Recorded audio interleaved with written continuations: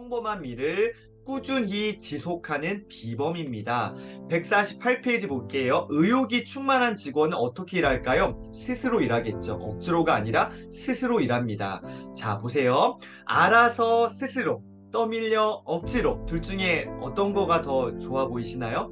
네, 당연히 다 스스로라고 생각하겠지만 저도 그래요. 그런데 우리가 살다 보면은 떠밀려 억지로 일하게 되는 경우들도 생각보다 굉장히 많이 있습니다. 어떻게 내가 하고 싶은 것만 막 스스로 다 합니까? 그게 아니라 떠밀려서 어쨌든 억지로 해야 될 수밖에 없는 상황도 있는 거 저도 알고 있습니다. 그러나 떠밀려 억지로 하는 그 일일지라도 어떻게 해요? 알아서 스스로 할 수 있도록 좀 이렇게 가져왔으면 좋겠습니다. 알아서 스스로요. 자, 스스로 알아서 일하다 보면은 좋은 점들이 몇 가지가 있는데요. 첫 번째는 주변 사람을 배려할 수 있는 뭐가 생길까요? 여유가 생깁니다.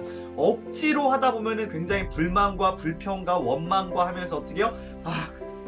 이렇게 되면은 여유라는 게 찾아올 수 없습니다. 그런데 어떻게 해요?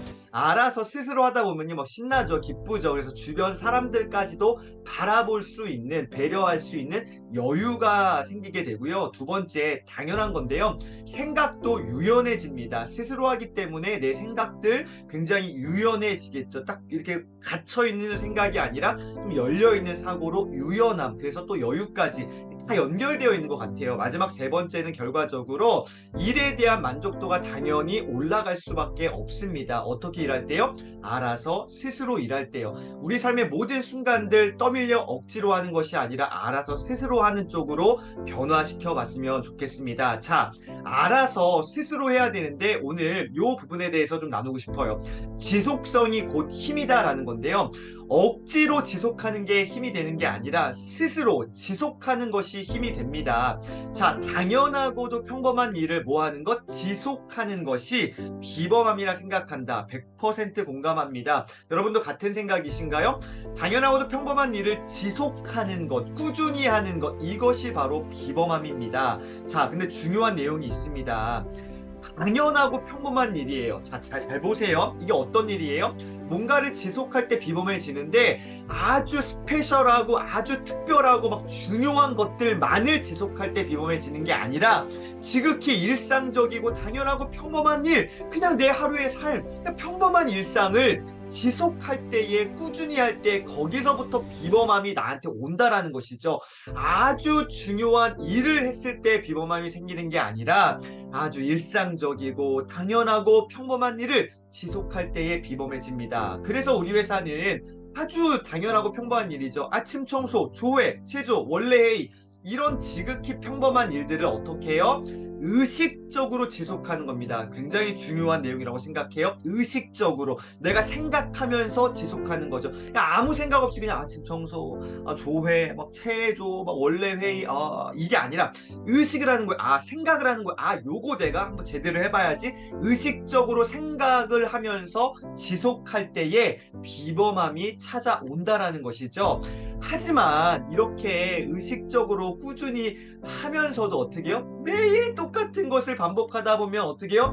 금세 실증이 나서 능률이 떨어지고 성과가 오르지 않는 시점도 반드시 찾아옵니다. 그러니까 어떻게 당연하죠. 인간은 그러죠. 로봇이라면 할 수 있겠지만 우리 인간이잖아요. 어떻게 매일 똑같은 것을 반복하다 보면 맨날 막 미라클 모닝, 미라클 모닝은 매일 해야 되는데 매일 막 이렇게 하다 보면 어떻게 이게 막 기뻐요. 이 막 슬럼프도 오고요. 하기 싫죠. 반복하다 보면요. 그러면 어떻게 해야 되니까?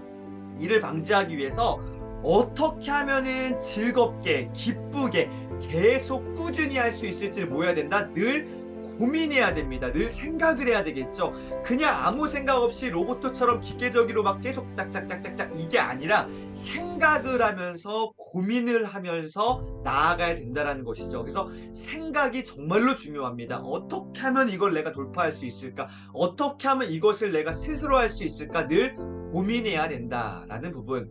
203페이지. 우리 회사는 작은 변화를 줌으로써, 아주 작은 변화입니다. 큰 변화가 아니라 지극히 작은 변화를 줌으로써 신선함을 유지하려고 노력한다. 신선함을 계속 유지하는 거죠.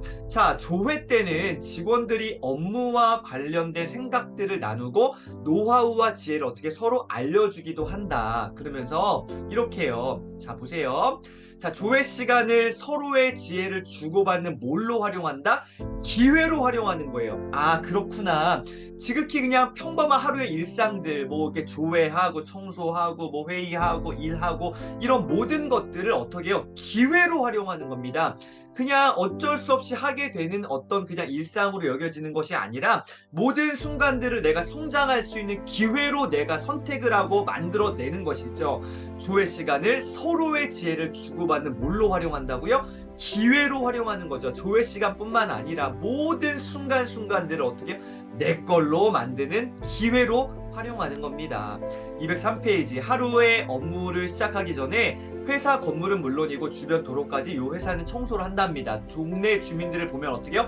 먼저 인사를 건네는 거죠. 안녕하세요. 좋은 하루 보내세요. 먼저 인사하는 거예요. 사소해 보이는 이런 아주 작은 행동이 어떻게 해요? 계속 반복적으로 되면은 큰 힘으로 다시 돌아오게 된다. 정말로 맞는 내용입니다. 사소해 보이는 이런 작은 행동을 꾸준히 계속하다 보면 큰 힘으로 다시 돌아오게 되겠죠. 그래서 꾸준함이 비범함을 만듭니다. 여러분 다시 한번요. 꾸준함이 비범함을 만듭니다. 태어날 때부터 아주 특별하게 태어나고 막 그 어떤 환경이 너무 잘 갖춰지고 이런 속에서 아주 막 정말 스페셜한 일들만 해냈을 때에 비범해지는 것이 아니라 정말로 아주 평범해요. 지극히 평범하고 지극히 일상적인 그 순간들을 기회로 만들어서 꾸준하게 지속적으로 반복해서 어떻게 억지로 하는 것이 아니라 스스로 내 걸로 해낼 때의 비범함은 찾아온다라는 오늘 이 내용입니다. 자, 제가 오늘 마지막으로 두 권의 책을 소개시켜드리면서 마무리하겠습니다. 짜잔! 작년 정말 미친 듯이 읽었던 책입니다.